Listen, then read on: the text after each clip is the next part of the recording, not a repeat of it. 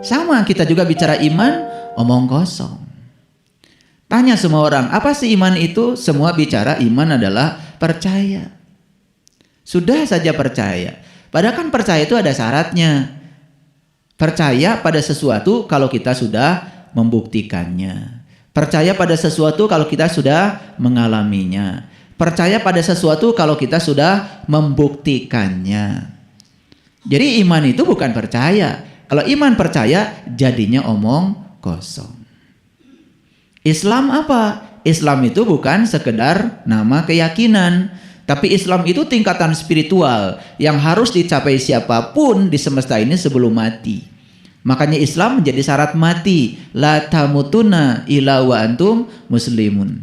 Jangan kau mati kecuali sudah merasakan rasanya Islam. Orang yang sudah merasakan rasanya Islam disebutnya Muslim. Tapi selama ini kita bicara Islam, omong kosong. Sama seperti kita bicara takwa. Coba tanya, takwa apa sih? Nah, banyak orang yang menganjurkan kita harus bertakwa. Ketika ditanya takwa itu apa, dia sendiri tidak bisa menjelaskan. Bukankah itu omong kosong? Coba. Setiap Jumat kan suka ada perintah. Ya ayyuhallazina amanu ittaqullaha haqqa tuqatih la tamutunna illa wa antum muslimun. Itu suka menjadi seruan setiap khotib ketika khutbah Jumat. Saya pernah bertanya tuh, turun dari mimbar saya tanya, sebetulnya takwa itu apa? Gak bisa menjelaskan. Tetapi sudah bicara. Sudah menyampaikan pada orang lain. Sesuatu yang disampaikan pada orang lain yang dia sendiri tidak tahu barangnya apa. Omong kosong gak itu? Omong kosong. Padahal di Quran itu jelas sekali. Takwa itu jelas sekali. Ya ayyuhallazina amanu kutiba alaikumussyam kama kutiba alal ladzina min qablikum la'alakum tattaqun. Jadi takwa itu sesuatu yang bisa dicapai oleh seseorang kalau dia sudah bisa siam. Siam itu saum. Saum bukan puasa. Definisi saum dalam bahasa Nabi Muhammad, li shaimi farhatani, farhatun inda iftarihi wa farhatun inda liqa'i rabbih. Ada dua kegembiraan ketika saum. Satu, berbuka. Dua, jumpa dengan Tuhan. Itu definisi saum. Saum itu ternyata berbuka dan jumpa dengan Tuhan. Itu saum.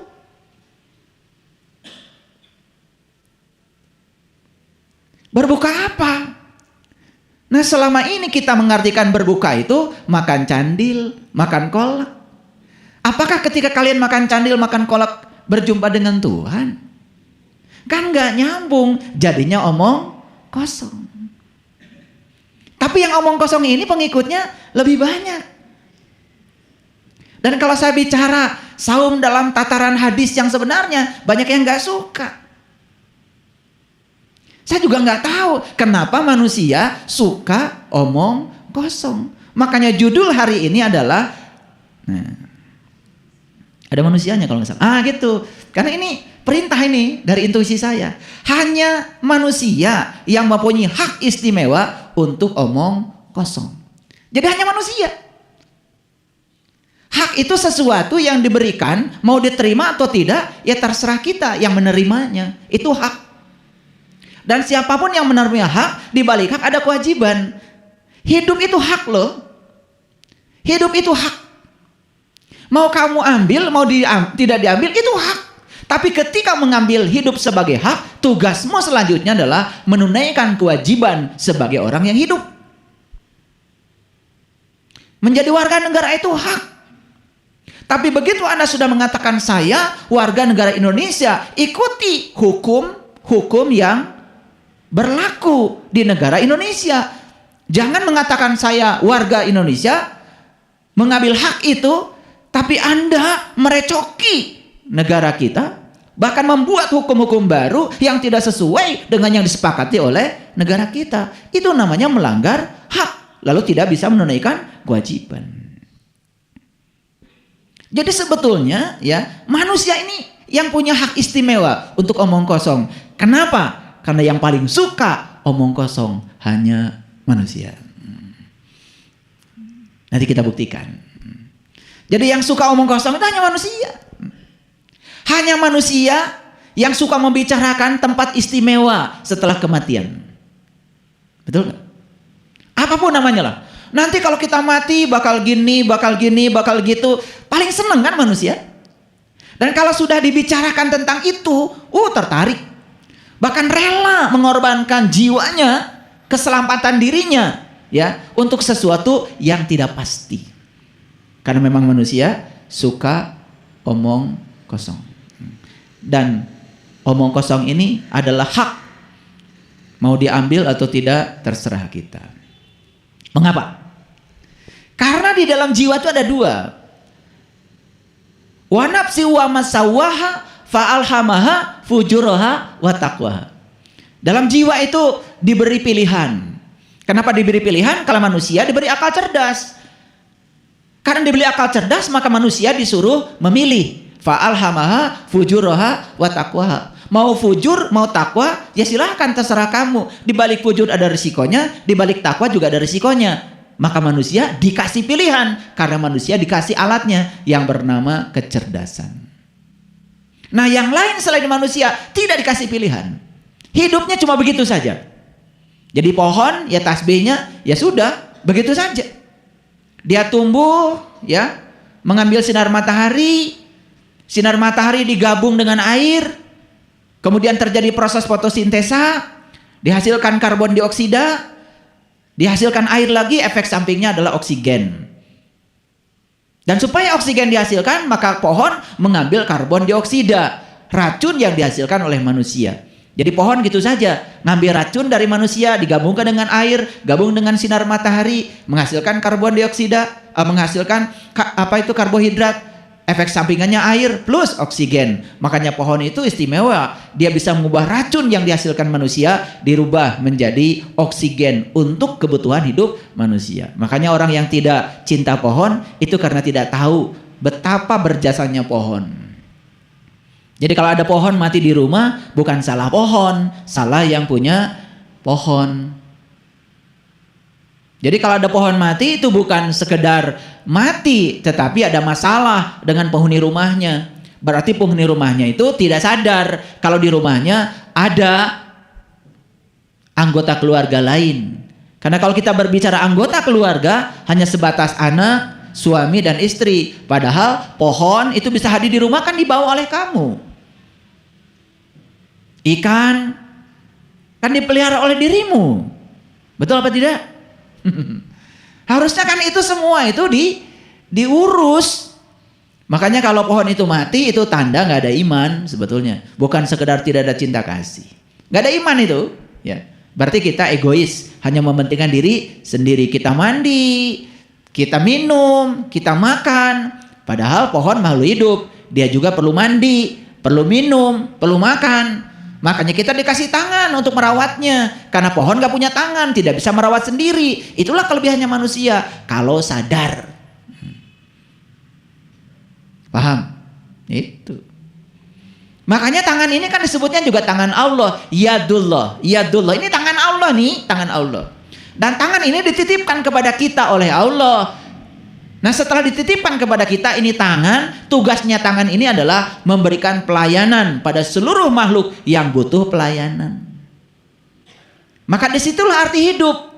Maka seseorang disebut telah mencapai arti hidup kalau dia sudah berarti bagi orang lain. Nilai manusia dilihat dari kebergunaan dirinya di ruang semesta kehidupan. Paham? Oke. Jadi banyak sekali kan kita bicara tentang omong kosong. Bicara takwa, omong kosong. Tadi saum apa? Saum itu dua. Berbuka dan jumpa dengan Tuhan. Suka saum. Terbuka mata kolbunya. Jumpa dengan Tuhan. Nah. Yang kalian lakukan kan selama ini baru puasa. Menahan lapar dari Janari sampai maghrib. Begitu maghrib, ya, dur beduk sagala dituang. Itu. Jadinya omong kosong. Makanya dari Idul Fitri ke Idul Fitri dapatnya juga omong kosong. Cuman sibuk dengan baju baru, makanan mewah, kan gitu. Sagala keur lebaran, barjeng teu nyaho, aya lebaran teh naon. Sedangkan Idul Fitri dalam bahasa Quran jelas diabadikan di Quran seperti ini. Allahumma rabbana anzil alaina maidatan minas samai takunu lana id. Ya Allah, turunkanlah hidangan dari langitmu, yang turunnya hidangan itu menjadi hari raya bagiku. Jadi id itu artinya adalah turunnya hidangan dari langit. Langit itu berbicara tentang alam-alam tinggi. Ketika kita bisa mendapatkan hidangan dari alam tinggi, namanya Al-Maidah, langsung dari langitnya Allah, dan hidangan turun kepada kita dan jiwa kita mendapatkan santapan jiwa yang sesungguhnya, itu namanya Id. Kalian kan kalau Idul Fitri hanya ngurusi santapan tubuh,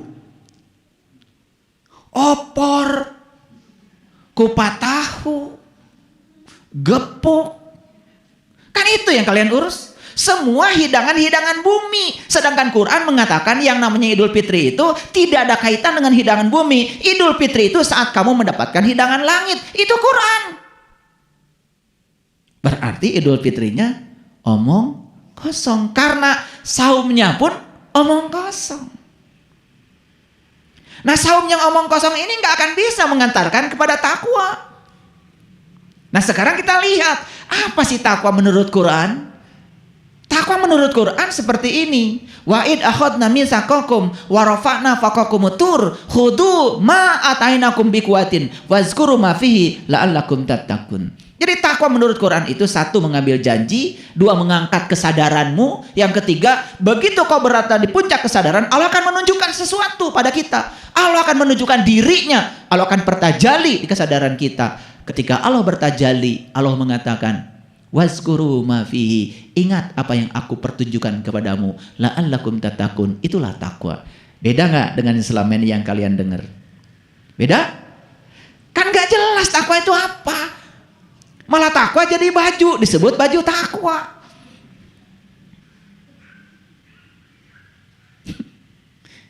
Betul apa enggak? Iya. Kalau soal baju takwa di pasar baru, ya kalian memang udah bisa pakai itu. Tapi takwa yang sebenarnya kan belum tahu. Hurufnya aja takwa ada 4.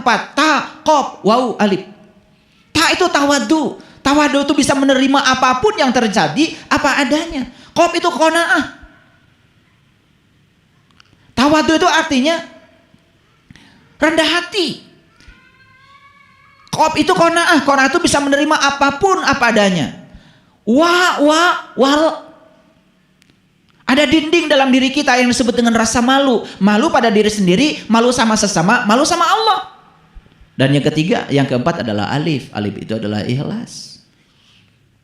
Jadi dalam kata takwa pun ada tawadu, ada qanaah, ada waro, ada ikhlas. Itu takwa dari sisi bahasa. Belum lagi dari sisi tekstual, takwa seperti yang saya sampaikan tadi. Selama ini kita tahu takwa apa?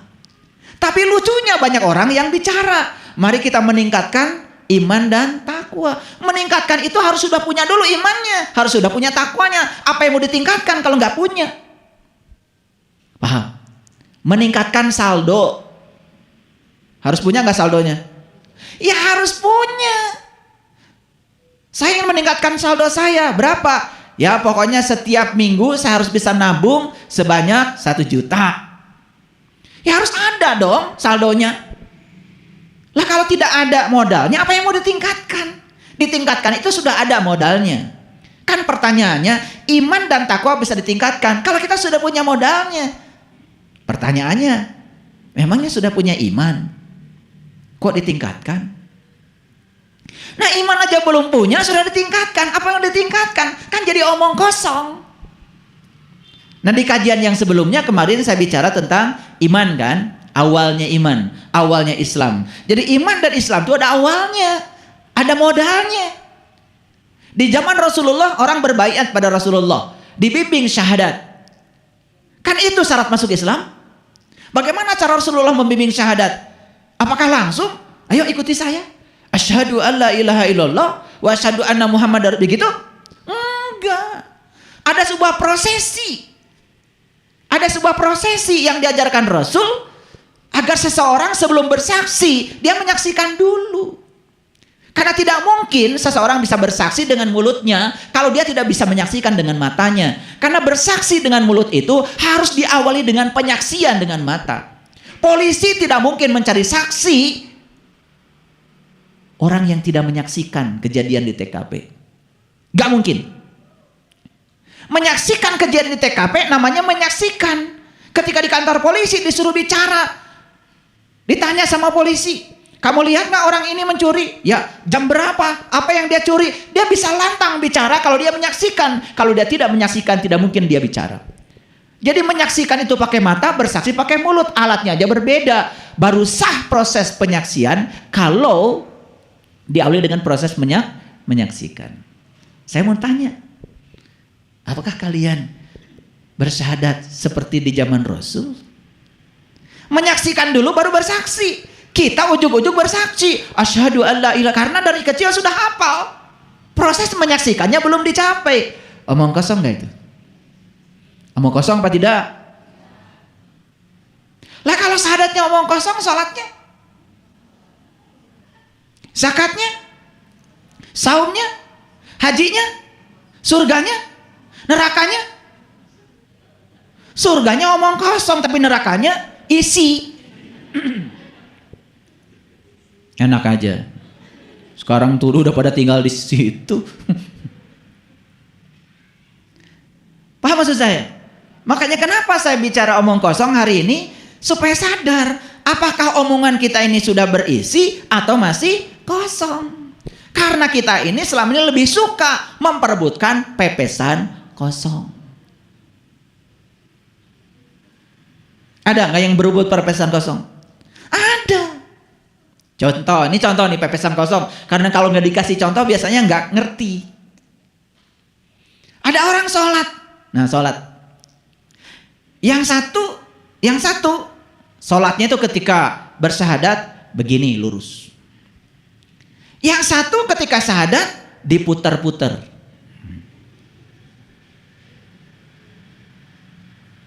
Selesai sholat, dua-duanya berdebat.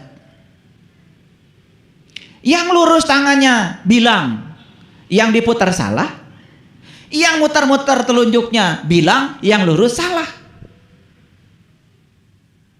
Ini contoh memperebutkan pepesan kosong.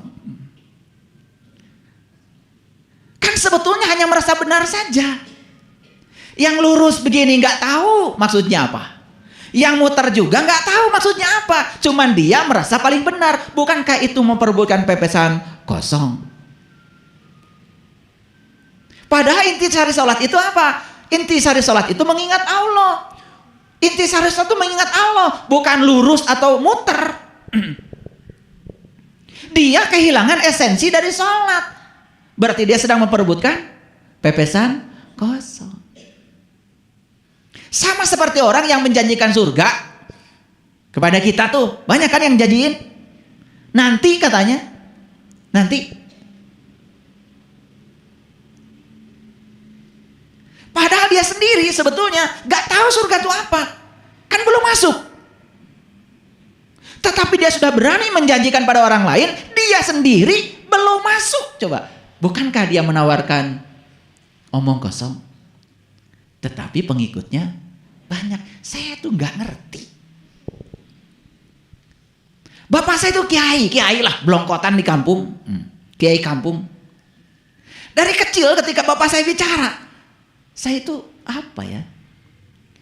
Kok diberitahu di dalam batin saya, itu omong kosong katanya. Di sini, makanya saya kadang-kadang lebih baik main bola. Atau kalau bapak saya sedang ceramah, ya saya main jogol aja pakai sarung di belakang, di masjid. Makanya ibu saya itu paling taat sama saya. Karena apa? Itu tiap bulan sarung saya itu jebol. Iya. Tikar di masjid itu berapa kali itu diganti. Pokoknya udah pusing lah ketua DKM. Lihat kelakuan saya. Saya tuh bukan gak mau ngaji. Karena saya kalau saya dengarkan juga gak jelas. Ya bapak saya juga nawarin surga sama saya. Saya tanya, bapak udah masuk? Acan, bapak gitu nyawa. Atau omong kosong pak, gitu kan saya. Makanya saya lebih bagus jogol. Itu kan jelas itu kan. Jelas kan saya jadi kuat. Ya sehat, keringetan. Daripada mendengarkan omong kosong gitu. Bagi saya jangan ngikutin saya nakal. Kalau kalian mau hebat-hebat dari kecil soleh ya, disuruh itu suruh ini juga nggak pernah nanya toh? Iya. Kalian mau hebat memang luar biasa. Lebih soleh dari para nabi sebenarnya kalian itu. Lah iya, Nabi Muhammad kan baru sholat setelah Mi'raj. Ketemu dulu baru sholat.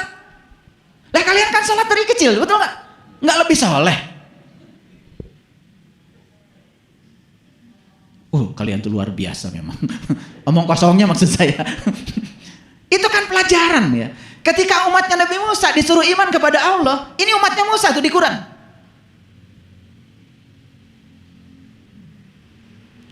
Kan kata Musa di Quran, ya.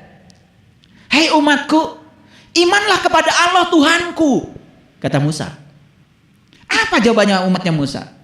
Jawabannya, hai Musa, aku tidak akan beriman kepada Allah Tuhanmu kalau aku belum bisa melihat Allah dengan jelas. Itu Quran. Surat Al-Baqarah baru di bawah itu, ya ayat 55.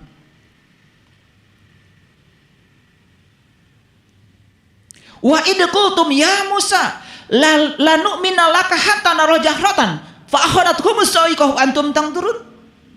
Summa ba'asnakum min ba'di mautikum la'alakum tashkurun. Keren sekali ayat itu. Kalau bagi saya ya, keren ayat itu. Itu kan dialog antara Musa dengan umatnya, Bani Israel. Ketika Bani Israel disuruh iman kepada Allahnya Musa, apa yang dikatakan oleh umatnya Musa? Hai Musa, aku tidak akan beriman pada Allah Tuhanmu sebelum aku sama-sama melihat seperti engkau melihat. Kalau engkau bisa melihat Allah dan engkau bisa iman pada Allahmu, aku pun pengen dong Musa. Omong kosong bukan ini. Omong kosong bukan ini. Ini umatnya Musa, ini Bani Israel. Digambarkan di Quran. Dan Quran disampaikan pada Nabi Muhammad supaya dicontohkan oleh kita. Kan harusnya kita juga sama. Hai Muhammad, kalau engkau bisa menyaksikan Allah Tuhanmu dan engkau bisa mencintainya, engkau bisa tersungkur menangis di Gua Hira pada saat engkau mengalami Iqra, aku pun pengen dong. Gitu nggak kalian? Enggak kalian. Enggak. Kan senangnya omong kosong. Enggak pernah nyari kok. Lebih suka bicara sejarah masa lalu daripada Nabi para Rasul, daripada mengalami pengalamannya Nabi dan Rasul. Makanya saya sering mengatakan pada mahasiswa, kalau kamu kuliah learning to know, omong kosong. Karena kuliah yang sebenarnya learning to do, melakukan, supaya learning to be. Mana yang paling bagus? Cerita Musa atau menjadi Musa? Cerita Bani Israel atau menjadi Bani Israel? Cerita Ashabul Kahfi atau menjadi Ashabul Kahfi? Menjadi kan? Kalau cerita Ashabul Kahfi cuma cerita. Dulu ada Ashabul Kahfi, dapatnya dongeng. Tapi kalau menjadi Ashabul Kahfi akan mengalami proses yang dialami oleh Ashabul Kahfi. Masuk ke guanya ngalami, jadi orang beriman yang ngalami, melihat matahari di gua ngalami, semua dialami karena menjadi. Paham? Jadi supaya tidak omong kosong, maka harus menjadi. Jangan cuma sekedar cerita. Oh, Nabi Muhammad sabarnya luar biasa.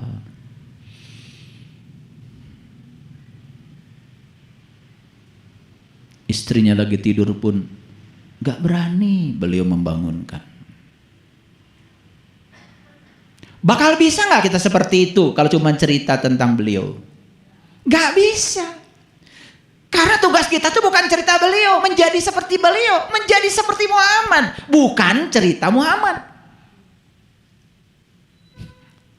Nah pertanyaannya, gimana caranya supaya belajar kita transformasi dari menceritakan beliau naik menjadi seperti beliau? Kan itu sebetulnya tugasnya belajar. Paham? Oke. Ini masih judul nih, belum masuk. Belum, masih judul, supaya ngerti omong kosong itu apa. Panjang judulnya aja. Betul nggak? Kenapa manusia ini punya hak istimewa omong kosong?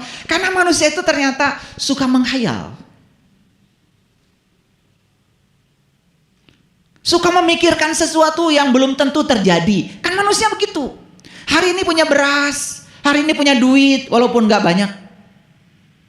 Lalu yang dipikirkan tuh besok aja. Sehingga yang dimiliki hari ini tuh gak terasa adanya. Kan manusia senangnya begitu, omong kosong. Coba manusia, ada gak hewan, tumbuh-tumbuhan piknik? Ada gak? Kan gak ada. Yang suka piknik itu kan manusia. Kalau saya tanya kenapa kamu piknik? Kan yang dicari itu adalah kebahagiaan, katanya. Gitu. Coba. Malam-malam sudah siap-siap. Segala koper, semua baju sudah siap. Saya tanya waktu kita sedang menyusun baju di koper, pikiranmu di mana? Saya yakin pikiranmu tidak sedang menyusun baju di koper. Sudah di Bali. Betul apa tidak? Iya. Omong kosong gak itu? Omong kosong karena pikirannya gak hadir. Sudah di sana. Makanya karena pikiran sudah di Bali, apa yang terjadi? Pagi-pagi bangun. Begitu bangun, ayo. Cepat naik mobil. Dari rumah pengen cepat naik mobil. Di jalan macet, nit. Gak sabar, pengen cepat ke airport. Di airport ada pengumuman, ya pesawat Anda delay 4 jam, marah. Gitu kan kalian modelnya? Ini wajah-wajah kayak gitu semua. Iya. Selalu menunggu. Udah naik pesawat, pengen cepat-cepat mendarat. Sudah mendarat, pengen cepat-cepat dijemput. Lambat yang jemput, marah lagi. Ini piknik macam apa? Ini piknik omong kosong. Semua proses yang terjadi hampir tidak dinikmati. Kalau orang yang pikniknya benar, waktu dia menyusun baju, dia hadir saja menyusun baju. Hadir di situ saat itu sekarang. Terima kasih Tuhan, tangan saya masih bisa melipat baju. Mungkin suatu saat tangan saya tidak bisa melipat baju seperti ini lagi. Terima kasih Tuhan, tangan saya masih bisa digerakkan. Mungkin suatu saat tangan saya tidak bisa. Ketika menutup koper, terima kasih Tuhan, tangan saya masih bisa menutup koper. Kan ada orang yang tangannya stroke sebelah, mati, baru-baru nutup koper. Karena tidak hadir, terus saja dibawa. Itulah omong kosong. Dan kalau saya bicara omong kosong begini, mungkin baru ngerti kalau saya sudah jelaskan semuanya. Ini saya kasih contoh-contoh supaya ngerti. Karena kalau nggak dikasih contoh, kalian nggak ngaku.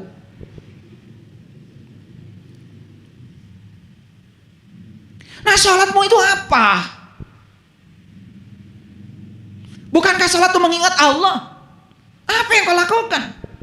Sepanjang sholat kau hanya sibuk memikirkan pikiranmu sendiri. Piring berantakan. Gunting yang hilang. Itu yang kau lakukan ketika sholat. Omong kosong. Tapi lucunya terus melakukan sholat yang model itu. Gak pengen gitu sholat mengingat Allah. Gak pengen gitu. Karena Nabi Muhammad sudah bilang, laqad kana lakum fi Rasulillah uswatun hasanah. Ada uswatun hasanah, ada contoh teladan yang sempurna pada diri beliau. Cari itu ilmunya. Dan pasti ilmu itu sudah diturunkan kepada para pewarisnya. Cari pewarisnya. Karena kita hidup tidak sejaman dengan beliau. Cari, pasti ada. Pasti ada. Di setiap zaman pasti akan ada pewarisnya. Cari itu. Jangan belajar sama orang yang omong kosong. Kan kita sekarang ini asal orang mendirikan pesantren, kita datang aja ke sana. Di dalamnya ada apa? Apakah dalamnya omong kosong atau omong yang sebenarnya, kita nggak pernah tahu. Bahkan anak kita dititipkan di sana dalam keadaan buta, kita tidak tahu isinya apa. Bagaimana perangai gurunya, bagaimana perangai orang yang ngajar di situ, kita hampir tidak tahu. Kita percaya kalau sudah judulnya seperti itu, di situ ada kebenaran. Begitu bukan? Bagaimana kalau di situ isinya omong kosong? Kan buktinya sekarang. Bertahun-tahun kita beragama masih gelisah, takut menghadapi kehidupan, takut menghadapi kematian, betul nggak? Cuman nggak jujur. Karena kita selimuti semuanya dengan bungkusan-bungkusan agama. Semua omong kosong ini dibungkus semuanya dengan bungkusan agama. Pernah nggak dengar kata gibah? Gibah. Mangut-mangut kayak yang ngerti aja. Di depan saya jangan omong kosong. Kalau bilang ngerti bilang ya, kalau nggak ngerti bilang enggak. Tahu gibah? Apa? Tuh, membicarakan orang. Omong kosong. Karena kita tuh belajar dari orang yang omong kosong, sama-sama omong kosong. Gibah dari goibiyah. Goibiyah, gibah jadinya. Jadi gibah itu membicarakan yang goib. Gibah itu membicarakan yang tidak nyata. Betul, membicarakan orang lain juga gibah. Karena kita tidak tahu yang dilakukan orang. Yang tahu yang dilakukan oleh dirinya kan orang lain. Loh, kenapa lu yang bicara? Makanya kenapa gibah itu nggak boleh? Karena itu omong kosong. Membicarakan yang goib, yang Anda sendiri nggak tahu. Lu yang jalanin orang. Ada artis dikabarkan begini-begini, kamu ikut ngomong. Loh, kapan ketemunya? Kamu tidak menyaksikannya? Yang paling tahu dia ya dia sendiri. Kenapa lu ikut campur? Itu namanya gibah. Makanya gibah dekat dengan fitnah. Fitnah itu berbahaya. Karena fitnah lebih kejam daripada tidak memfitnah.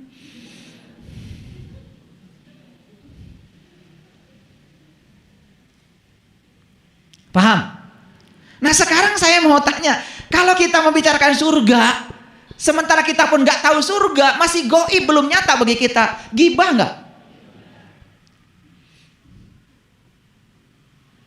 Kalau kita menceritakan Quran ayat per ayat, sementara kita tidak mengalami yang dibicarakan, itu masih goib, belum nyata dalam diri, gibah gak? Kita bicara malaikat, 10 malaikat dengan tugas-tugasnya. Ketemu enggak, kenal enggak, ngobrol belum. Dihafal itu malaikat. Goib semuanya. Jibril goib, Mikail goib, Israel goib, Mungkar dan Nakir goib. Gibah enggak? Itu gibah. Kemana aja sih kalian selama ini? Gibah ngomongin orang aja. Semua yang dibicarakan tidak nyata, gibah. Makanya saya nggak mau ceramah saya ini gibah, nggak mau. Makanya kalau saya menceritakan setan, saya hadirkan setannya di kelas saya, supaya nggak gibah. Dosa membicarakan setan. Saya kalau bicara Fir'aun, nggak pernah gibah. Saya bicarakan Fir'aun, Fir'aunnya saya datangkan.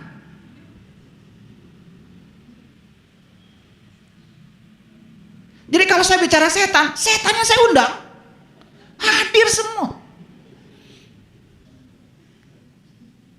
Pada ketawa setan itu. Pakai jilbab juga. Ada yang pakai peci, ada yang pakai masker. Kan setan itu yang suka membisik kepadamu. Ah, nanti malam saya mau tahajud. Sudah di setel alarmnya. Begitu alarm itu kemudian bunyi, kemudian dimatikan. Sama siapa? Nah itu setan. Ngerti sekarang setan? Makanya kalau saya, setan pun kalau dibicarakan saya undang. Supaya tidak gibah. Karena membicarakan setan, kemudian tidak diundang, gibah. Makanya kata setan lebih muliaan gue yang dibicarakan daripada lu. Gibah itu. Saya bicara Firaun aja saya undang kok. Tahu Firaun? Fir'aun itu yang suka membunuh anak laki-lakinya dan membiarkan hidup anak perempuannya, itu kata Quran. Itu definisi Fir'aun. Laki-laki berhubungan dengan ruhani, perempuan berhubungan dengan jasmani. Kita ini kan sukanya membunuh urusan ruhani dan membiarkan hidup urusan jasmani. Urusan makan, urusan ini dan lain-lain. Wah, duit habis buat itu. Tapi urusan beli buku untuk peningkatan diri, apalagi saya suruh bayar ketika ngaji, ada bagian yang harus dibayar, nggak mau. Beli baju 1,5 juta luar biasa. Bukan mata kalbu 1,5 juta nawar. Eta Firaun.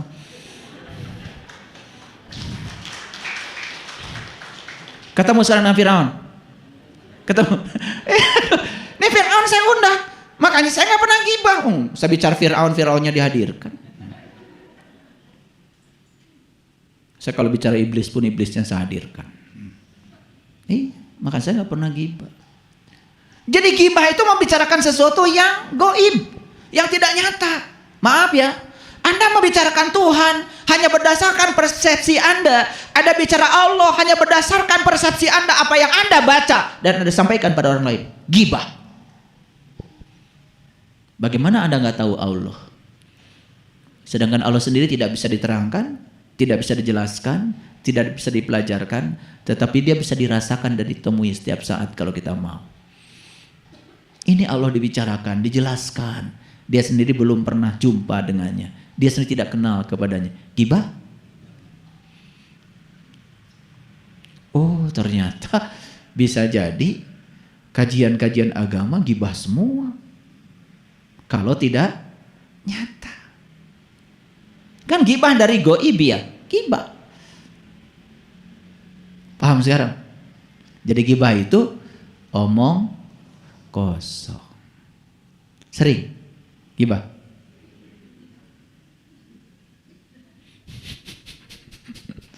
Nah, sekarang baru dibuka nih slide-nya. Saya bikin nggak dibuka-buka. Baik. Jadi apa sih omong kosong itu? Omong kosong itu adalah kebohongan. Omong kosong ini adalah bualan. Kebohongan, bualan, itu omong kosong. Dalam budaya komunikasi, omong kosong ini sudah menjadi biasa. Dan lucunya banyak sekali orang yang bicara omong kosong, yang dengar juga senang dengan omong kosong. Nah, biasanya di tahun-tahun politik, omong kosong kan suka muncul. Pilihlah saya. Kalau saya dipilih, maka wilayah kita akan bebas dari kemiskinan. Yang lucunya juga, yang omong kosongnya berani, yang dengarnya pun percaya. Betul? Biasa, nanti akan muncul tuh di tahun-tahun tertentu.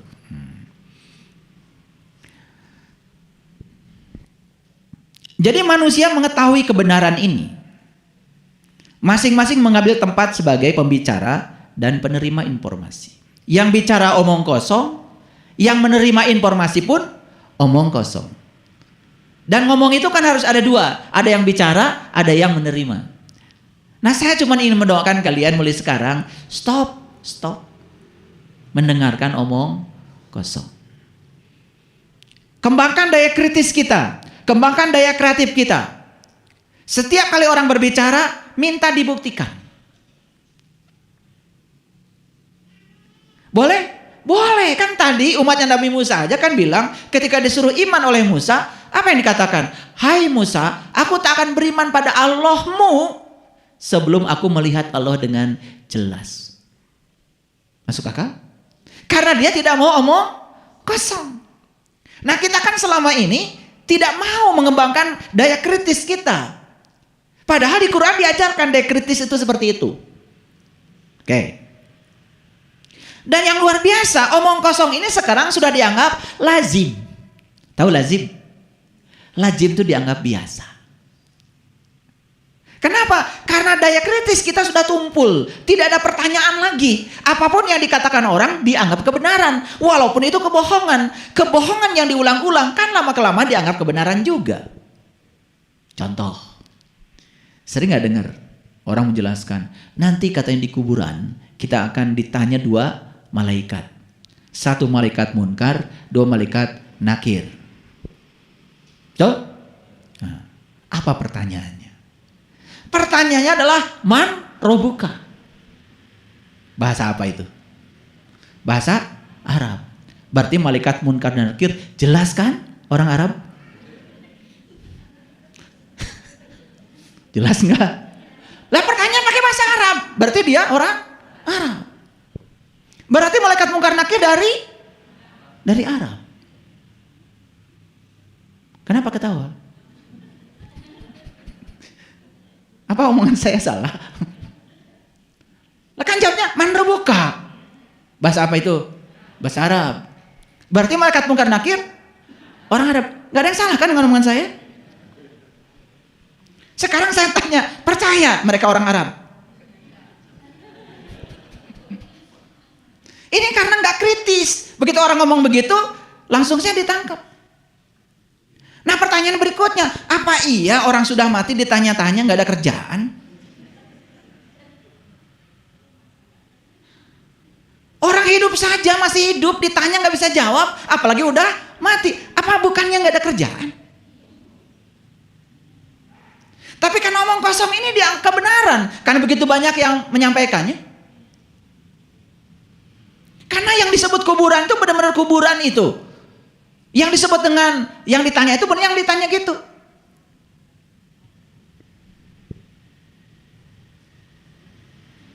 Itu kan bahasa simbolik.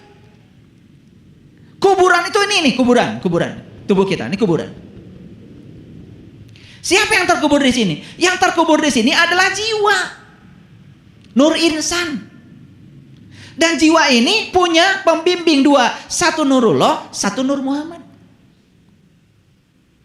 Satu Allahnya, satu Rasulnya. Itu pembimbing jiwa. Makanya pertanyaannya juga dua. Makanya malaikatnya dua. Satu untuk menjawab siapa Allahmu. Yang kedua untuk menjawab siapa Rasulmu. Dua. Di mana pertanyaan? Di sini. Di sini. Kapan? Sekarang. Siapa yang bertanya? Ya kita sendiri. Masa nggak ada pertanyaan? Saya ini siapa ya? Ketika saya bertanya saya ini siapa? Berarti saya ingin tahu jati diri saya. Oh ternyata dapat jawaban. Saya adalah nur insan. Saya adalah jiwa. Dan jiwa itu harus kenal pada Allah dan Rasulnya. Maka jiwa digapit oleh Nurullah dan Nur Muhammad. Makanya pertanyaan dua. Satu munkar, satu nakir. Pernah nggak kalian bertanya? Nggak ada kerjaan malaikat kok dua-dua. Siapa dulu yang jawab? Siapa dulu yang nanya? Bisa berantem tuh munkar dan nakir. Betul nggak? Kan pertanyaan cuma satu. Man rabbuka. Tapi yang nanya dua.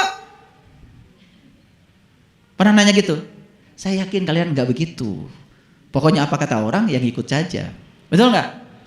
Karena seneng ngomong kosong. Lihat saya semuanya. Jadi itu simbolik-simbolik agama itu harusnya dipahami secara nyata. Jangan di dimensi omong kosong. Nyatanya gimana? Kan nyatanya, oh kenapa dua ya? Betul? Kan harusnya pertanyaan, apa itu kuburan? Siapa yang ditanya? Siapa yang bertanya? Siapa dulu yang nanya? Kan begitu. Dan kita settingnya benar-benar yang namanya kuburan itu adalah kuburan yang itu, songgok tanah. Dan malaikat mungkar dan nakir itu ada di sana. Buah gegendir lagi. Bagaimana mau hese atau tidak ada ruang di bawah? Gegendir kan harus ada ruang.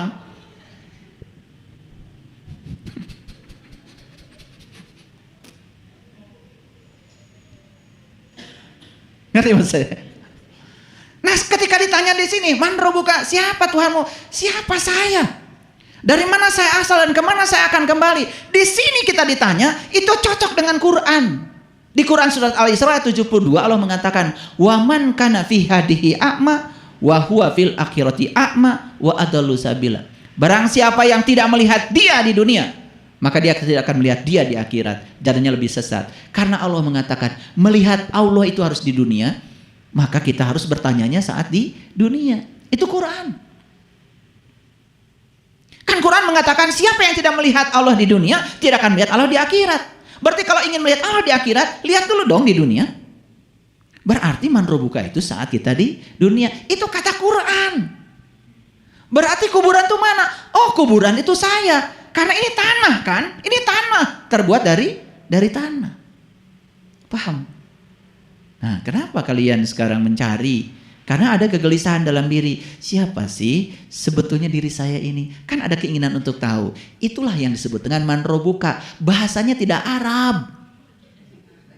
Bahasanya bahasa rasa. Bahasa universal, bahasa yang tidak ada, tidak di dunia ini. Tapi di sini ada. Keinginan untuk tahu siapa diri saya, itu kan pertanyaan. Ngerti maksud saya? Nyata apa omong kosong kalau begitu? Nyata. Selama ini yang kalian dengar yang mana? Yang omong kosong. Makanya antang, gak pernah mikir, saha sebetulnya diri saya itu, gak pernah. Ya sudah aja, yang penting jalankan ini, jalankan itu, jalankan itu. Pokoknya dihafal dari sekarang. Mau ditanya, man rabbuka, siapa Tuhan? Terus terang jawaban, Allah. Bisa ngomong gitu? Bisa ngomong gak? Lah kan udah mati. Gimana sih? Lagi hidup aja kalian gak bisa jawab. Udah ngaji banyak kajian pun gak bisa jawab. Nah ini kan sebetulnya ada tataran yang sangat penting untuk kita renungkan. Apakah pesan spiritual di leluhur itu letterlock begitu atau ada pengertian yang lain? Paham? Oke. Jadi omong kosong ini sekarang sudah dianggap lazim. Kenapa? Karena daya kritis kita yang hilang. Daya kreatif kita yang hilang. Pada ciri manusia abad 21 itu harus punya 5 sifat. 1, kritis. Tidak boleh menerima sesuatu tanpa argumen. 2, kreatif. Yang ketiga, komunikatif. Yang keempat, kolaboratif. Dan yang kelima adalah compassion. Memiliki cinta kasih. Itu dirumuskan. Bahkan dirumuskan oleh PBB. Bagaimana ciri manusia abad 21? Nah, omong kosong itu ujung-ujungnya adalah menyusun suatu skenario untuk memanipulasi sesuatu. Makanya omong kosong berhubungan dengan manipulasi. Betul nggak? Itu. Nah, sekarang apa sih arti omong kosong? Yang pertama, omong kosong itu adalah hal yang tidak berguna, hal yang tidak masuk akal. Agama itu akal dan tidak ada agamanya bagi yang tidak berakal. Kalau agama itu akal, berarti agama harus masuk akal. Jadi jangan buru-buru mengatakan agama tidak masuk akal. Bukan tidak masuk akal, akal kamu belum masuk. Enak aja. Alif lam mim. Tong ribut. Hanya Allah yang tahu. Alif lam ra. Tong ribut. Hanya Allah yang tahu. Kaf ha ya ain shad. Tong ribut. Hanya Allah yang tahu. Katanya Quran itu surat. Kalau surat berarti ada pesan di dalamnya supaya sampai ke kita.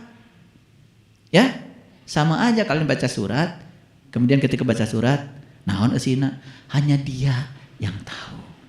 Atuh tong nyieun surat, gawe.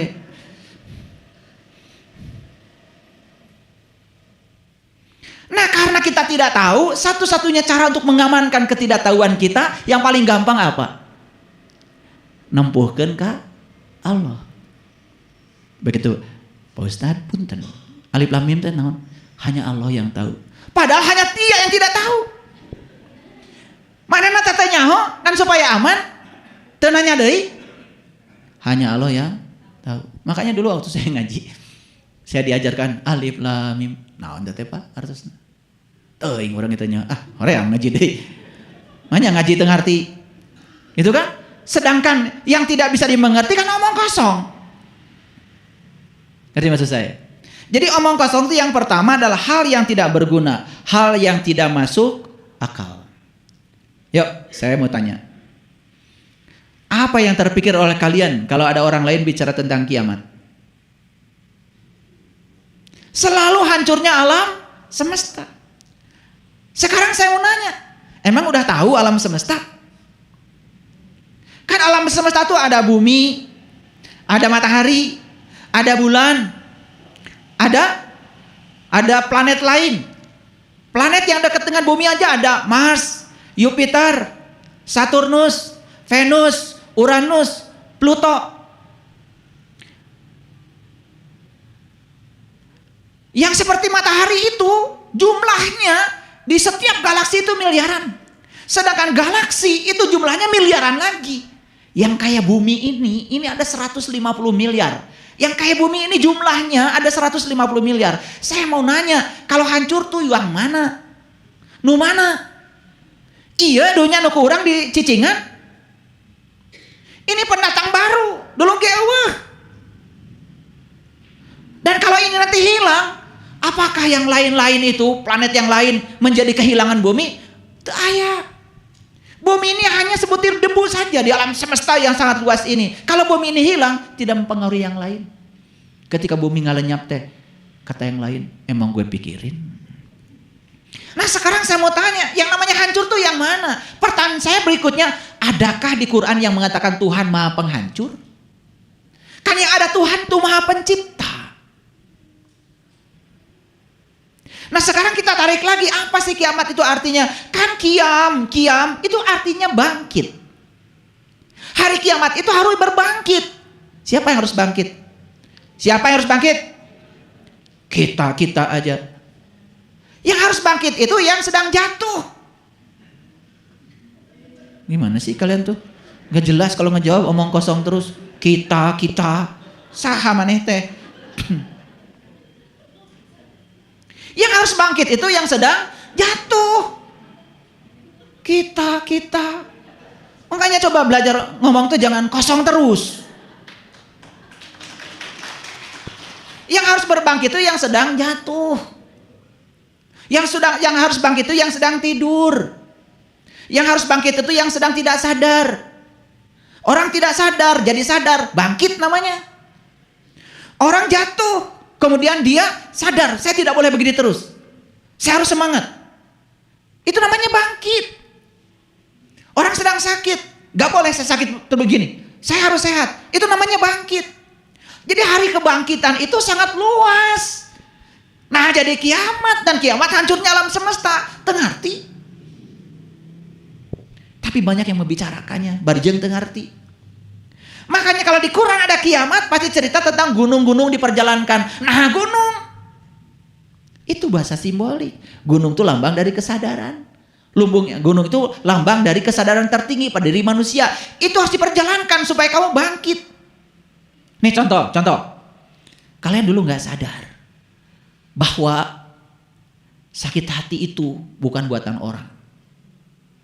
Sekarang sadar ternyata sakit hati itu buatan saya.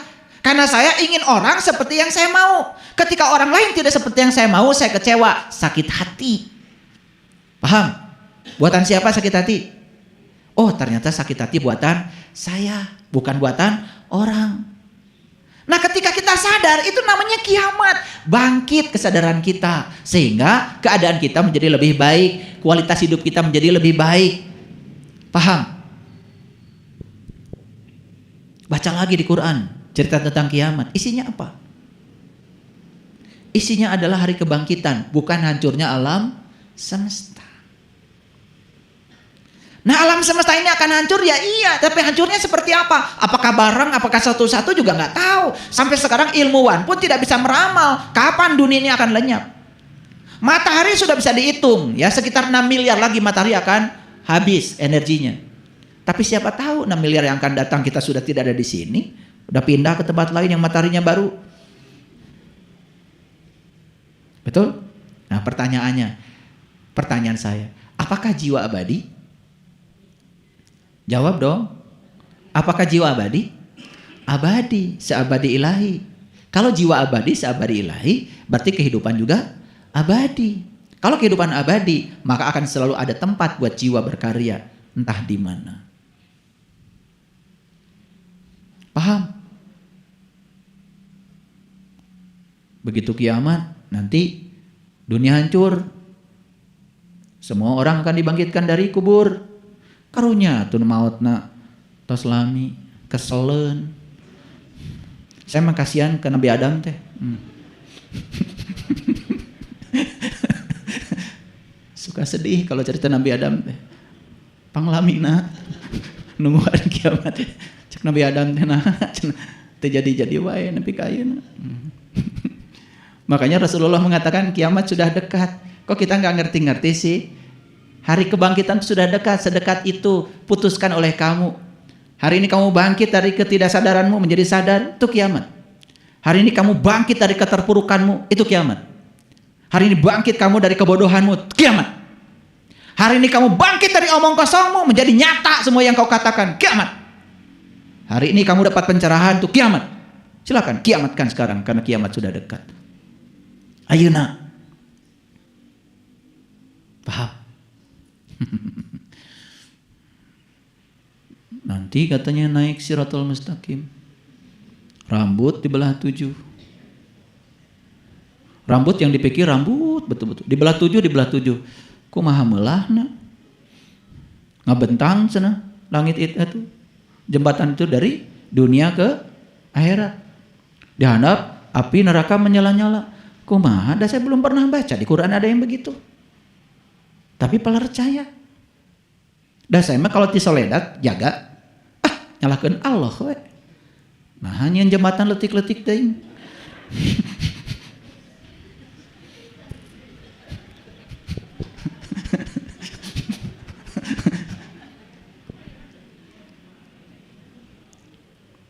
Ini hese. Agama itu jadi susah, menakutkan. Penuh dengan adrenalin, tidak ada kebahagiaan. Selalu yang jelaskan ketakutan. Munti soledat kahanap kabeulem takut neraka. Katanya Allah teh mawelas masih. Piraku Allah nyadiakeun hawu keur meuleum hamba anu di kecitan. Palercaya maraneh mah.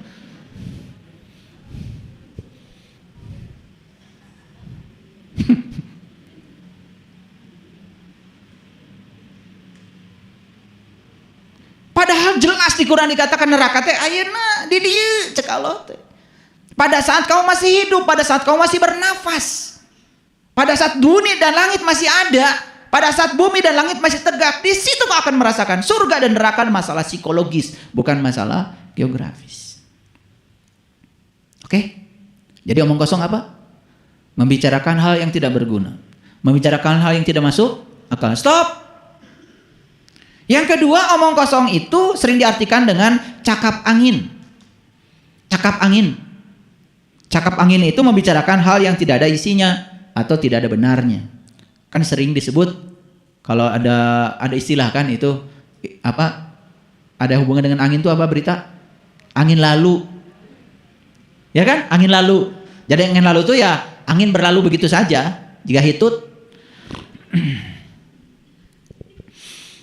Jadi omong kosong itu adalah cakap angin, membuat dalih, celoteh, imajinasi atau membual. Nah yang lucu itu kan kita tidak bisa membedakan sekarang ini. Mana yang asli, mana yang palsu. Ngerti maksud saya? Terutama kalau orang sedang berbicara seakan-akan itu kebenaran. Padahal itu kebohongan yang diulang-ulang. Ya sama seperti yang saya bilang tadi. Pertanyaan di dalam kubur. Kan itu sering diulang-ulang kan? Iya gampang lah. Yang seunan ibu-ibu mah supaya ngaji.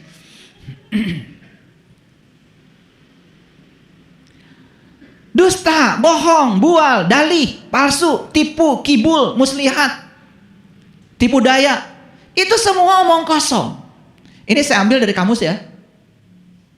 Jadi saya kumpulkan tuh dari kamus. Istilah omong kosong itu sinonimnya apa? Supaya jelas.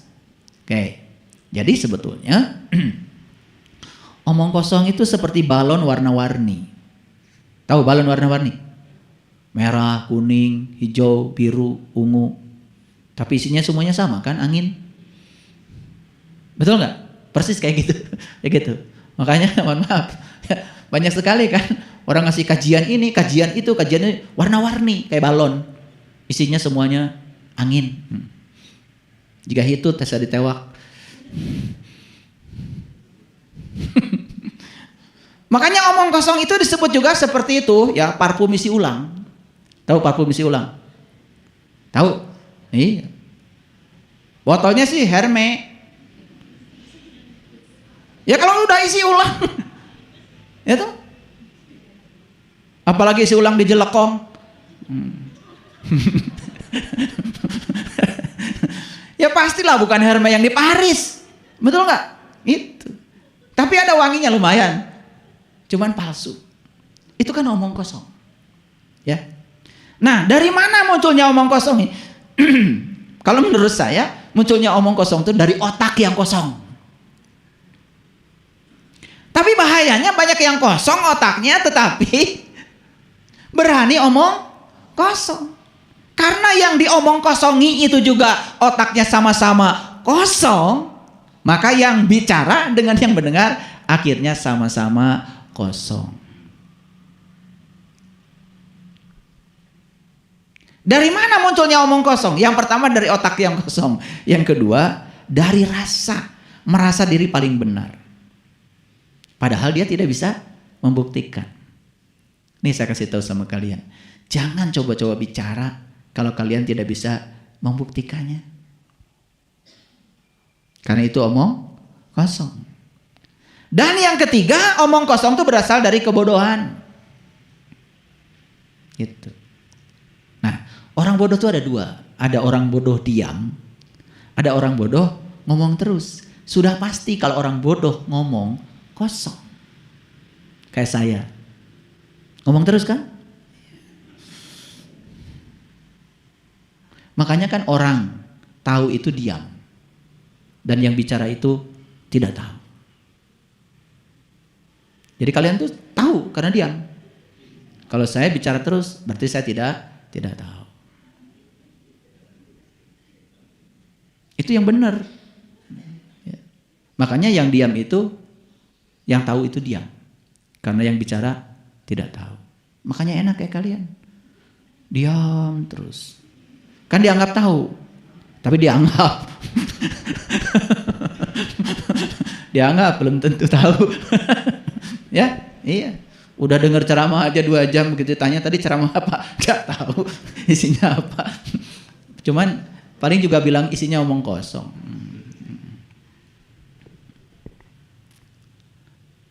Jadi ada 5 setidak-tidaknya tanda orang yang omong kosong.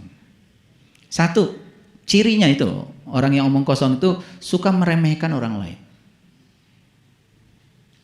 Dan orang yang suka meremehkan orang lain biasanya adalah orang yang masih ada konflik di dalam dirinya.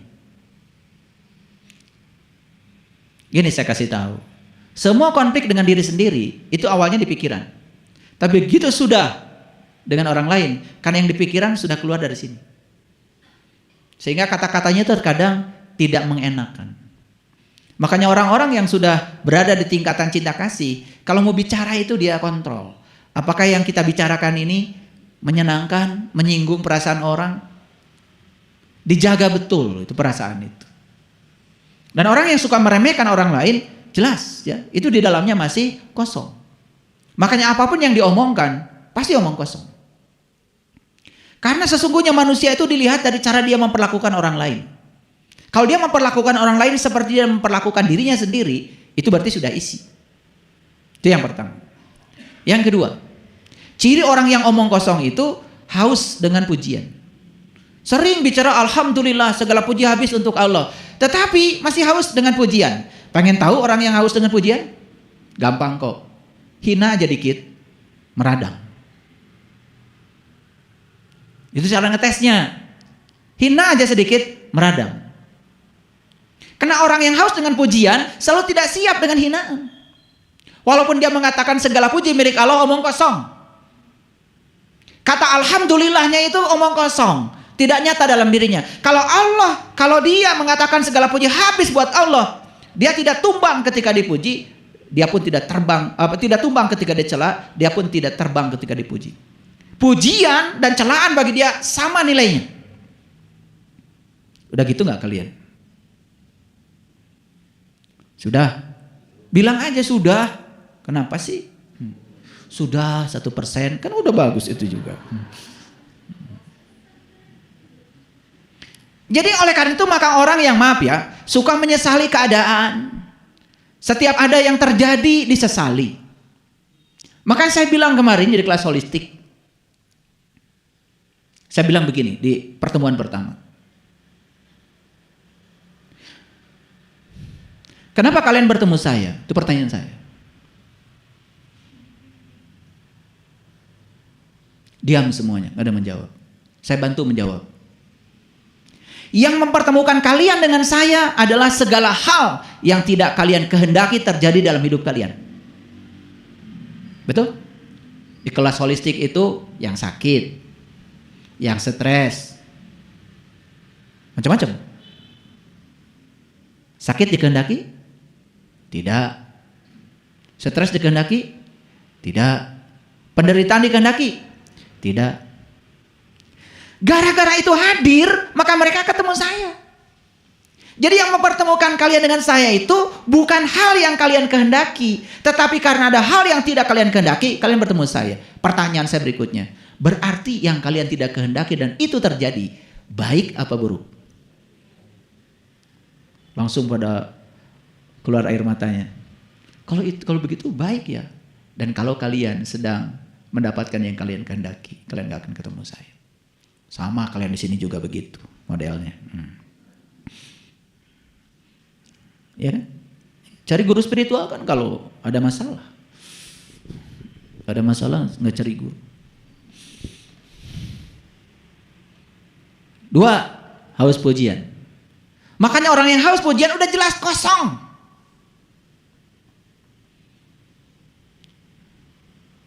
Masih nggak? Masih apa tidak? Yang ketiga, mudah marah ketika dikritik. Ini ciri orang kosong. Kalau dikritik sedikit aja marah. Wah, cari-cari pembenaran. Tidak siap. Tidak terbuka. Sangat tertutup. Makanya orang-orang yang suka menyesali keadaan, mudah tersinggung dengan hal-hal yang sepele. Suka membicarakan sesuatu yang tidak penting, yang tidak bisa diubah. Biasanya suka cerita masa lalu. Kadang-kadang membicarakan masa depan yang tidak-tidak. Di sini masih ada iri hati, hidupnya selalu membandingkan dia dengan orang lain. Malas, pengangguran, tidak mau beraktivitas, tidak energetik. Itu ciri-ciri omong kosong semua itu. Maaf ya, saya bahas. Dan setelah ini kita akan tahu apakah saya isi atau kosong. Itu aja. Yang keempat, enggan mengakui ketika dia tidak tahu. Orang yang kosong, kalau dia tidak tahu, dia tidak pernah mengakui kalau dia tidak tahu. Selalu memposisikan diri seakan-akan sebagai orang yang tahu, padahal yang diomongkan oleh dia itu kosong. Omong kosong.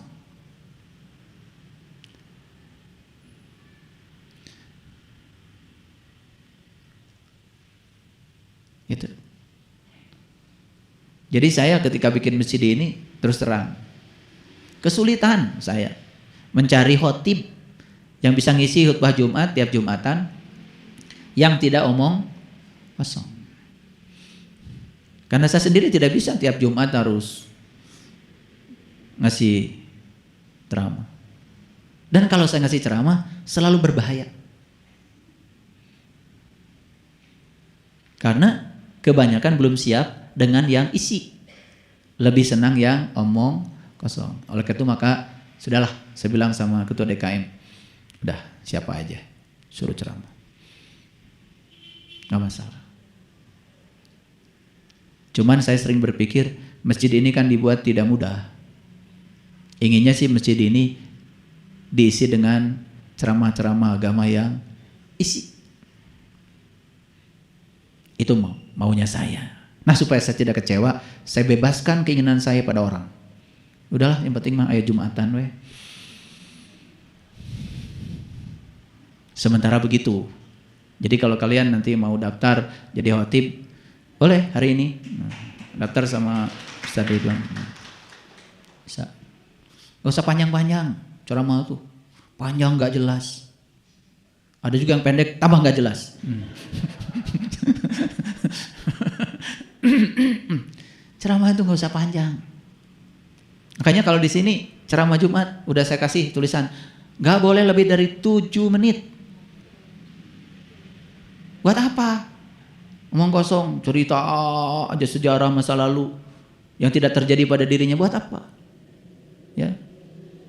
Makanya saya kalau di sini ada yang lama-lama ceramah ngayayai, itu bahasa Inggrisnya. Panjang kemana?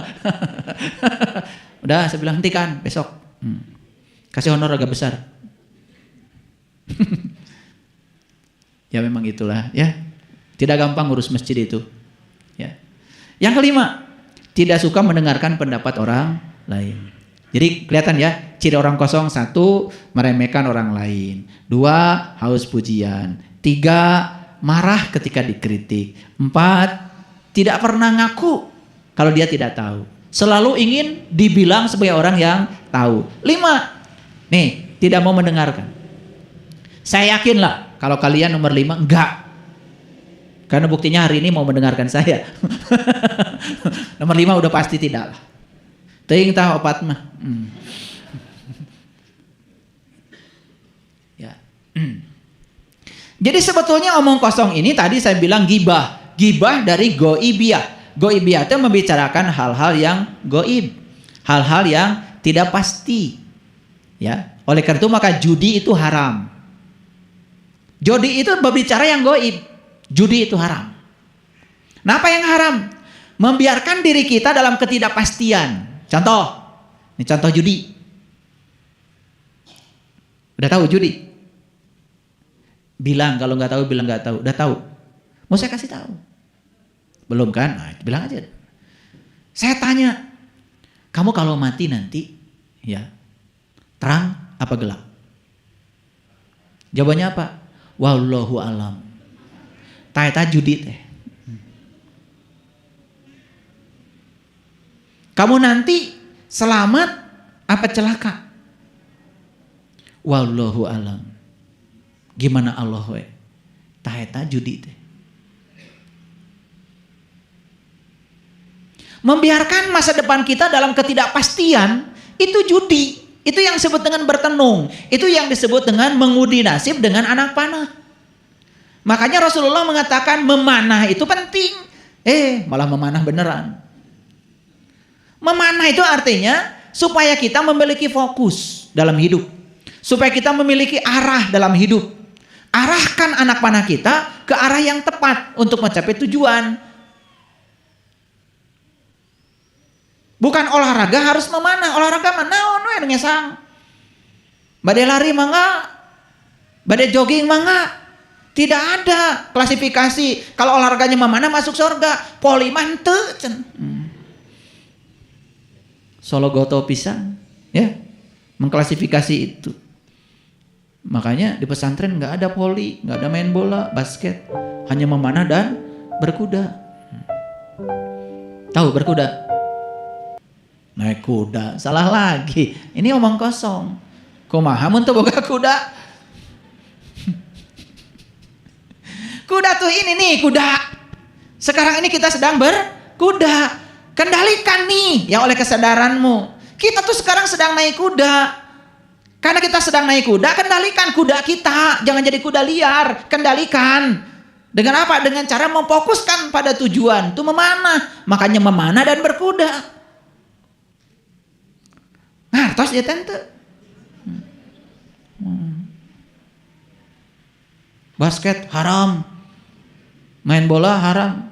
Sekarang Piala Dunia di Qatar. Qatar itu negara Islam. Suka nonton bola? Inggris sama Iran kalah mana? Kalah? Berapa? 6-1. Benar berarti nonton. Berapa? 6-2. Benar berarti nonton. Ya benar nonton. Cuman ada yang tuntas, ada yang tidak. Kalau saya nontonnya sampai 5-1. Saya nonton sampai 5-1. Nah itu yang 6-2 tuntas. Semuanya benar. Nah itu namanya gak omong kosong. Paham? Jadi omong kosong itu bahasa Arabnya gibah. Gibah dari goibiyah. Membicarakan hal-hal yang goib. Yang tidak pasti. Jadi apapun yang dibicarakan kalau masih goib. Itu sebetulnya omong kosong. Sekalipun kalian sedang berbicara hal-hal yang disebut dalam tanda kutip suci. Kalau tidak dialami oleh diri sendiri, itu berarti masuk dalam tataran goibiyah. Nah, jadi omong kosong itu satu, membicarakan sesuatu yang tidak pasti. Yang kedua, membicarakan sesuatu hanya berdasarkan persepsi. Persepsi berarti produk dari pikiran. Yang ketiga, membicarakan sesuatu tanpa bukti. Yang keempat, membicarakan sesuatu hanya berdasarkan fiksi dan ilusi. Yang kelima, membicarakan sesuatu tanpa isi. Yuk, sekarang saya mau nanya. Sering nggak terjebak pembicaraan yang seperti ini? Membicarakan sesuatu yang tidak pasti, membicarakan sesuatu berdasarkan persepsi, membicarakan sesuatu tanpa bukti, membicarakan sesuatu hanya fiksi dan ilusi, membicarakan sesuatu tanpa isi. Sering? Sering banget. Dan yang lucu, membicarakan kelima hal ini di tempat-tempat suci. Padahal semuanya ilusi. Itu. Ya, atau sekarang mah bicara tuh yang ada isi, bicara Allah, tahu Allah. Bicara iman, mengalami iman. Bicara Islam, merasakan rasanya Islam. Bicara takwa, sudah tahu laku takwa yang sesungguhnya. Bicara saum, sudah mencapai saum yang sebenarnya. Bicara zakat, sudah mencapai kesucian jiwa. Bicara haji, sudah bisa berkunjung ke Baitullah yang sejati dalam diri. Indah kalau gitu. Bicara syahadat, sudah mengalami penyaksian. Bicara malaikat, sudah tahu malaikat. Nyata barangnya, kelihatan wujudnya nyata dalam diri. Bicara surga dan neraka, nyata, sudah memasukinya saat ini, di sini, sekarang. Bicara akhirat, sudah bisa mencapainya sekarang. Karena akhirat adalah terminal terakhir kita, sekaligus terminal awal kita. Akhirat adalah Allah yang ada dalam diri kita. Coba kalau nyata semuanya begitu, indah gak? Indah. Sehingga yang dibicarakan itu membuat kita menjadi percaya diri karena nyata. Oleh karena itu saya ingin mengatakan, omong kosong itu apa? Masa lalu tuh omong kosong. Sudah tidak ada bersama kita lagi. Sudah lewat. Masa depan omong kosong. Karena masa depan itu belum kita jelang. Masa kini itulah kenyataan. Oleh karena itu, saat inilah saat yang paling penting. Karena saat ini saat yang paling penting. Lihat, semua orang yang sedang bersama kita saat ini semua orang penting. Maka lakukan hal penting pada orang penting. Karena saat ini hal yang paling penting. Jangan menunda kalau mau melakukan kebaikan. Sekarang. Hadir di sini saat ini sekarang. Itu pelajaran dari saya yang diulang-ulang. Sesungguhnya hanya untuk membuat kita supaya tidak omong kosong. Jadi lebih baik diam tapi tahu. Daripada bicara tetapi tidak mengerti yang dibicarakan. Karena itu omong kosong. Tahu saja diam. Apalagi kalau tidak tahu, diam. Teu naon ngomong wae. Ditanya bingung. Iya. Diam adalah emas, tapi bicara adalah baik. Diam adalah emas, tapi bicara baik adalah berlian. Boleh nggak bicara? Boleh, asal bicara yang ada isinya. Itu namanya berlian. Tapi kalau bicara yang nggak ada isinya, udah diam aja, itu emas. Itu. Jadi diam itu emas. Makanya kalau istri kita minta emas, diam saja. Kalau marah-marah bilang diam itu emas. Selesai kan? Iya, ini ilmunya saya kasih tahu. Kadang diam dan menunggu lebih bernilai daripada bergerak tanpa arah. Ini yang namanya mindfulness. Karena terkadang kita ini mohon maaf. Setiap ada sesuatu yang tidak cocok dikomentari. Setiap ada sesuatu yang ini, apa sih istilah anak mudanya itu sekarang? kepo. Pengen tahu aja gitu, ya. Makanya disinilah pentingnya mindfulness. Diam dan menunggu. Diam dan menunggu. Gini, saya kasih tahu. Kalau kita ketemu orang baru, gak usah pameran dulu lah. Diam aja. Simak. Kalau bertamu, simak aja dulu. Saya kemana-mana kalau ketemu dengan orang-orang baru, diam aja. Tidak usah memperagakan diri. Tidak usah mengenalkan diri terlalu jauh. Karena nanti juga orang akan tahu siapa kita kok. Nah cuman kita tidak mau menunggu. Ingin segera orang tahu siapa diri kita. Ada ketidaksabaran dalam diri kita. Nah itu sebetulnya hati-hati, itu bisa ciri orang yang kosong. Jadi ada dua hal yang amat baik jika dilakukan. Satu, bicara yang baik atau diam.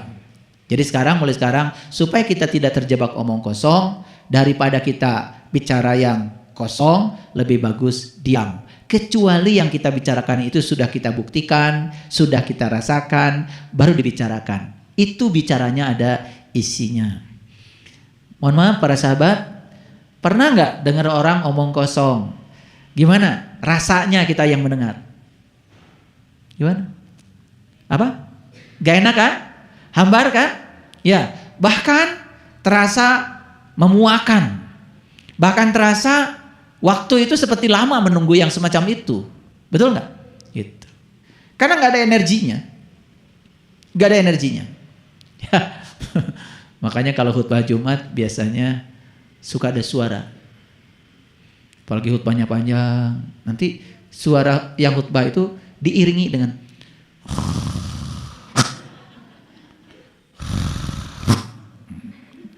itu musiknya. Kenapa timbul iringan musik semacam itu? Jangan-jangan karena yang dibicarakan omong kosong. Karena kalau yang dibicarakan gak ada isinya itu gak nyambung. Gak ada persambungannya. Ya, tidak ada resonansi, itulah bahasa kerennya. Diam adalah teman sejati yang tidak pernah mengkhianati. Karena apa? Bicara bahkan terkadang suka mengkhianati. Tapi diam itu sudah dipastikan. Itu teman sejati yang tidak akan pernah mengkhianati. Jika tidak memiliki apa-apa untuk dikatakan, jangan katakan apapun. Nah, suka ada dorongan dalam diri ingin bicara. Padahal yang dibicarakan tidak penting. Nah, biasanya suka salah jadinya bicaranya. Dan ngarang. Betul nggak? Saking ingin bicara, terkadang tidak ada yang perlu dikatakan. Itu bahaya. Karena kadang-kadang ada dorongan dalam diri kita untuk mengatakan sesuatu, jadi salah. Bukan sekedar omong kosong, salah jadinya.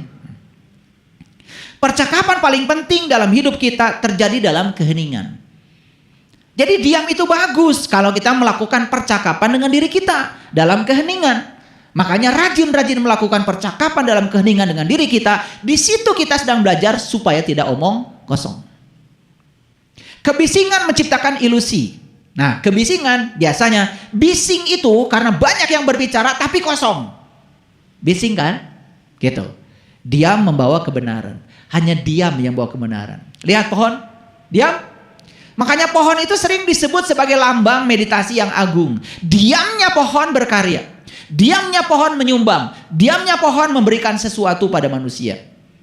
Yuk kita belajar dari pohon. Jadilah seperti akar. Diam dalam kegelapan. Walaupun dia yang paling berjasa memberikan makanan pada seluruh bagian pohon. Keren gak akar? Kan kalau akar keluar dari tanah, pohonnya mati. Jangan ingin pameran. Kalau berbuat kebaikan, berbuat saja. Ya, mulai sekarang begitu ya. Iya. Udah kecil nyumbangnya. Selalu pakai kata-kata, gak apa-apa ya ayah guru. Kecil juga yang penting, ikhlas. Ya udah saya jawab, yang ikhlas tuh banyak. Dan kita kan suka bersandiwara seperti itu. Keheningan itu murni dan suci. Itu menyatukan orang karena hanya mereka yang merasa nyaman satu sama lain yang dapat duduk tanpa bicara. Pada titik tertentu terkadang kita harus belajar duduk tanpa bicara. Karena duduk tanpa bicara, kalau frekuensi kita sama, kita udah bisa saling mengerti. Makanya itulah ya, kalau kita sudah bisa seperti itu yang disebut dengan merasa sebelum terasa. Tidak usah banyak cakap, tetapi kita bisa memahami orang. Itu yang disebut dengan duduk tanpa bicara. Sama seperti kita sedang meneliti ke dalam diri, duduk tanpa bicara kan? Tapi tiba-tiba kita jadi ngerti, jadi pinter. Karena Allah cara mengajarkan kita tidak menggunakan kata-kata, tidak ada suaranya. Hanya getaran-getaran ilahi saja. Dan getaran-getaran ilahi itu ketika resonan dengan getaran kita, ada banyak yang disampaikan oleh Allah. Itu yang namanya wahyu. Ya terlalu keren lah kalau bagi kita kalau wahyu, sebut saja itu adalah intuisi. Jadi apa sih wahyu itu? Getaran-getaran ilahi yang bisa ditangkap oleh penerimanya. Sehingga sang penerima itu dalam keadaan hening dan diam, tanpa bicara, duduk, tetapi bisa menangkap yang dimaksud. Disitulah yang disebut dengan ilmu sejati. Jadi bagusnya kan sebetulnya pengajian kita itu, saya duduk di sini, kalian duduk di sana, kita duduk tanpa bicara. 2 jam udah selesai, kita duduk tanpa bicara, tahu-tahu semua punya rangkuman. Keren kalau gitu. Keren kalau gitu ya. Insya Allah pengajian kita akan ditinggalkan banyak orang. Meditasi adalah keheningan, memberi energi dan memuaskan. Diam adalah ekspresi fasih ya dari hal yang tak bisa diungkapkan. Karena terkadang keheningan berbicara lebih keras daripada kata-kata. Jadi kadang-kadang keheningan kan dalam kejujuran kita lebih keras daripada kata-kata. Makin tenang kita makin bisa mendengar. Makanya tidak mungkin kalian bisa mendengar tanpa tenang. Karena orang yang tenang ketika mendengar dia merespon. Nah ada orang kan yang tidak tenang ketika mendengar, belum tuntas dia mendengar sudah merespon. Ada kan gitu? Nah itu yang disebut dengan berantem. Itu yang disebut dengan konflik. Coba kalau ada orang yang sedang marah, 2. Ini ngomong belum selesai, ini udah ngomong lagi. Ini ngomong selesai, terus aja sepanjang waktu itu terjadi salah persepsi. Karena dia tidak mau mendengar. Belum tuntas, belum mengerti, sudah ngomong. Karena di sini ada kemarahan, ada emosi. Makanya menghadapi orang yang semacam itu kuncinya sederhana kok. Antepkeun. Keheningan adalah sumber kekuatan yang besar. Karena apa? Kalau kita hening, keputusan yang diambil oleh kita tidak akan salah. Ya, karena perasaan terdalam selalu muncul dalam keheningan. Jadi, ayah bunda semuanya, untuk kita tidak terjebak omong kosong, maka kunci latihannya adalah kita banyak diam, tetapi diam dalam keheningan. Bicara secara langsung dengan jati diri kita sendiri. Dalam keheningan, di balik apa yang bisa didengar, terletak jawaban yang telah lama kita cari. Kadang-kadang dalam keheningan, maaf ya, kalau saya pengalaman ya, kalau sedang mencari jawaban yang dicari, saya suka ketemunya di toilet, di WC. Jadi kalau ada orang mengatakan WC itu tempat yang kotor, itu keliru. Karena di WC itu kita paling jujur. Betul nggak? Bau kita yang tahu. Betul nggak? Tubuh kita seperti apa, kita yang paling tahu detailnya. Betul nggak? Ya. Saat kita buka baju semuanya, kita melihat diri kita sesungguhnya. Disitulah kita sedang jujur pada diri kita sendiri. Betul nggak? Panunya sebelah mana, kita yang tahu. Boroknya sebelah mana, kita yang paling tahu. Betul apa tidak? Iya. Bentuk tubuh kita seperti apa, kita yang tahu. Kalau sudah dibungkus kayak gini kan nggak kelihatan. Tapi saat itu kita di situ jangan-jangan tempat yang paling jujur untuk hening pada diri sendiri. Dan jangan heran kalau di situ kadang-kadang kita suka mendapatkan begitu banyak intuisi. Bahkan jawaban lama yang kita cari itu bisa jadi muncul secara tiba-tiba di situ. Itu yang disebut dengan duduk tanpa bicara. Itu yang disebut dengan hening. Dan ini akan mengisi kekosongan dari omongan-omongan kita. Tidak mengatakan apa-apa terkadang berarti paling banyak. Jadi justru kalau kita tidak mengatakan apa-apa, memiliki arti lebih banyak daripada mengatakan apa-apa. Kan ada orang hanya dengan diam, tetapi diamnya itu memiliki arti yang banyak. Seorang yang sudah bijaksana ketika dia didatangi muridnya bicara ini, bicara itu. Seorang yang sudah bijaksana, selevel guru, diam saja. Dan diamnya itu memiliki arti yang banyak kalau muridnya cerdas. Makanya ya, kalau kita cerita buku-buku warisan para aulia, bagaimana para murid itu belajar dari gurunya. Kadang-kadang murid bisa menangkap dari gurunya pada saat duduk tanpa bicara. Karena itu memiliki arti yang sangat luar biasa. Makanya diam adalah senjata kekuatan pamungkas. Kenapa? Nih saya kasih tahu. Kalau kita sedang rame-rame dengan seseorang, ingat kata-kata saya. Diam adalah senjata pamungkas. Diam aja. Selesai. Tapi ada juga yang ingin agar kita bicara terus. Kan begitu? Ya. Belum selesai, cenah. Malah angges-angges. Diam itu bukan berarti lemah. Terkadang kita tahu apa yang harus kita katakan, tapi kita tidak ingin melukai perasaan seseorang. Jadi kalau orang yang selalu diam, itu bukan berarti lemah. Karena dia cuma menimbang rasa. Apakah kalau saya berkata begini, menyinggung orang lain atau tidak? Itulah ya, kadang-kadang orang-orang yang lembut seperti itu. Ya. Jangan dipaksa dia harus berkata. Karena apa? Karena dia justru kalau disuruh berkata ada ketakutan, takut menyinggung perasaan orang lain. Inilah sebetulnya teknik-teknik untuk mengisi supaya kita tidak kosong. Daripada saling menyakiti, lebih baik diam untuk menahan segalanya. Karena kalau kita banyak bicara, awalnya mungkin hanya lewat mulut, tapi berikutnya kan bisa fisik. Kalau tersulut oleh emosi. Nah, daripada saling menyakiti, lebih baik diam untuk menahan segalanya. Terkadang diam itu penting. Ketika marah, diamlah. Atau malah justru menambah masalah. Jadi ketika marah, cara menyelesaikan masalah ketika marah adalah diam. Jadi diam ini keren sekali ya. Nah, disitulah kita akan banyak sekali mendapatkan energi sebetulnya supaya kita tidak omong kosong. Baik para sahabat semuanya, hari ini saya sudah bicarakan tentang omong kosong. Saya bicara juga tentang ciri-ciri orang yang omong kosong. Dan ciri yang ini yang paling penting untuk dicamkan, ya, jangan meremehkan orang lain, jangan orang yang menjadi haus pujian, jangan mudah marah ketika diberi kritikan, jangan sulit mengakui ketika tidak tahu, bilang kalau tidak tahu, kalau tahu bilang tahu.